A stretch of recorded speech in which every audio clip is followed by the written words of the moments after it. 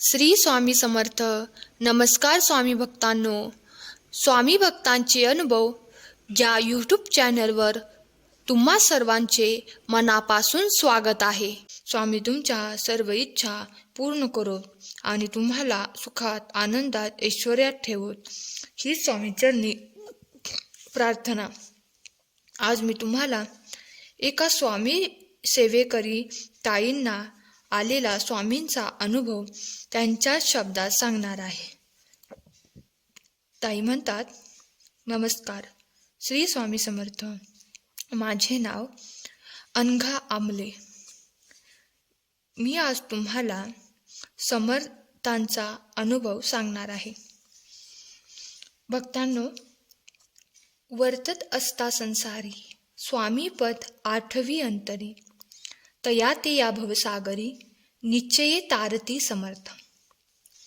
खरोखरच हा अनुभव पदोपदी कसा व किती येतो हे सांगता येणे कठीण, पण तरी हा छोटासा प्रयत्न करीत आहे.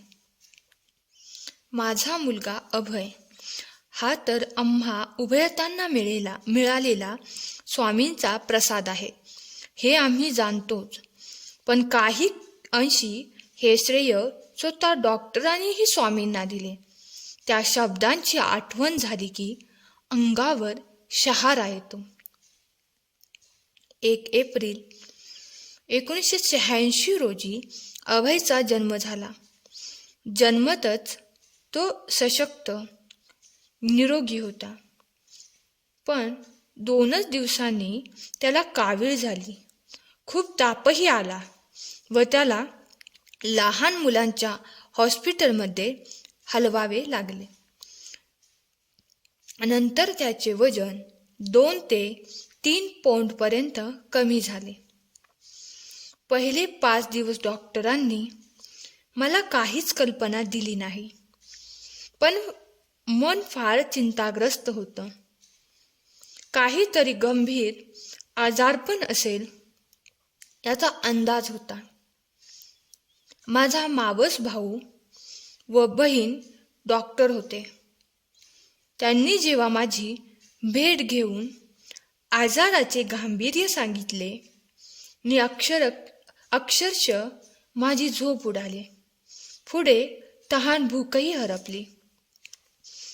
झोप तर येईनाच. झोपेची गोळी डॉक्टरांनी देऊनही झोप येत नव्हती. त्यावेळी अज्ञानातच सुख असतं असे वाटले. सुशिक्षित असल्याने आजाराची वास्तवता दाहकता कळली. मी विषण्ण झाले. तेव्हापर्यंत आमच्या घरात श्री स्वामी समर्थांची सेवा सासूबाई व सासरे करत असत. गुरुवारची आरती फक्त आमच्याकडून घडत असे. पण नेहमी फार काही सेवा आम्ही उभयंता करत नव्हतो. कोणी तसे सुचविलेही नाही. पण माझी वहिनी शिल्पा रानडे,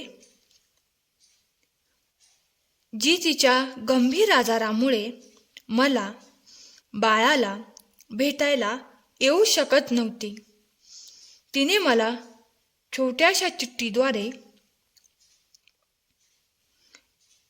श्री स्वामी समर्थांचा जप कर असे सुचविले. मिळेल त्या कागदावर, अगदी चिठोऱ्यांवरही मी ताबडतोब जप लिहायला लागले.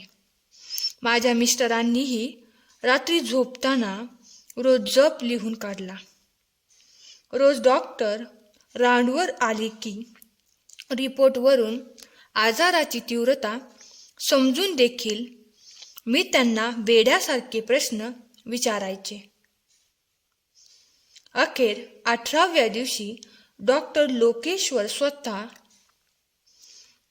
रात्री हॉस्पिटलला राऊंड आटोपून खास माझ्यासाठी वेळ काढून आले.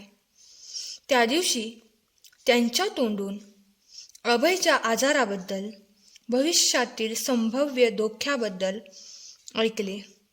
मात्र दुसऱ्या क्षणी त्यांच्या तोंडून ऐकले की अशी केस फार क्वचितच 100% यशस्वी होते.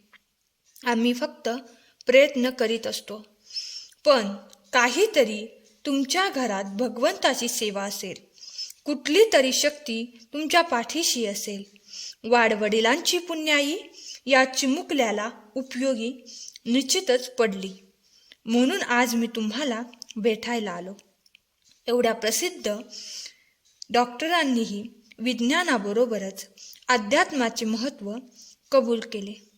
त्या क्षणालाच खात्री झाली की खरोखरच आपल्या पाठीशी कुणाचा तरी खंबीर आधार आहे.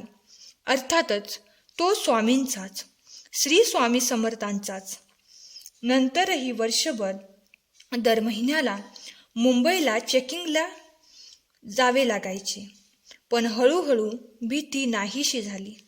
बरोबर 1 वर्षाने डॉक्टरांनी अभयला पूर्ण बरे झाल्याची खात्री दिली व मी निश्वास टाकला.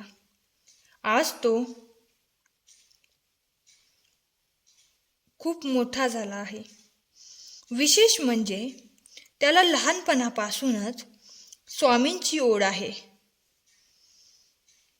तो न चुकता आरतीला, उत्सवाला न कंटाळता बसायचा. आश्चर्य वाटायचे.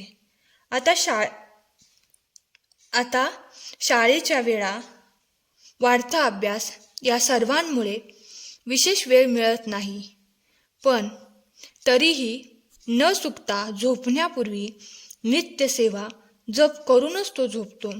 कितीही उशीर झाला तरी न चुकता प्रार्थना जप करूनच झोपणार हा निर्धार त्याने लहान वयापासूनच केला होता. आनंद होतो. स्वामींची अशीच सेवा आम्हा सर्वांकडून निरंतर घडो हीच स्वामींचरणी नम्र प्रार्थना. श्री स्वामी समर्थ. स्वामी भक्त हो, असेच अनुभव ऐकण्यासाठी या अनुभवाला लाईक करा, शेअर करा. धन्यवाद.